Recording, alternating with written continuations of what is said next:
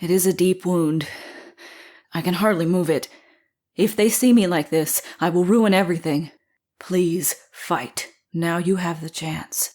Hey, don't look at me like that. I won't die, Quinn. When my daddy was alive, he was in the same boat as you right now, Bo.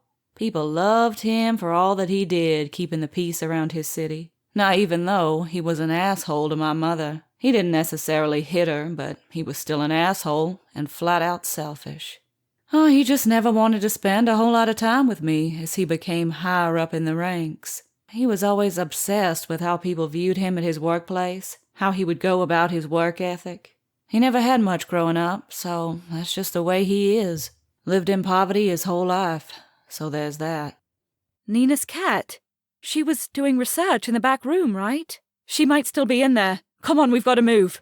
Nina, come on, wake up. She's unconscious. She's cold. It's gonna be okay, Nina. It'll be fine. We're gonna work through this, okay? November 28, 1941. What a day it's been. Jerry shuts his eyes and he's fast asleep. But not me. Ted English and I had a terrible run-in at Bridge today, and everyone stopped to hear the fireworks. Ted just keeps baiting me. And, well, I certainly wasn't going to let him get away with it. Bridge started out all fine and well. I wore my navy blue suit and fox fur because the weather's been so chilly. Everyone looked very smart. The Bridge Club's decorating committee had the Swiss Chalet room at the country club looking Christmassy. The card tables were covered with matching tablecloths edged in swags of holly and poinsettias that the committee cross-stitched a few summers ago. I knew everyone was already watching us as Diane's angelic voice filled my ears. I opened my eyes on my cue. I stayed calm and put on the best show I could because I knew how much this meant to Diane.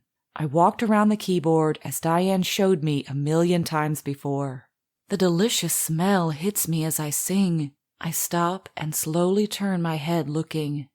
I sing as my eyes meet the ones that make me feel like I'm coming home.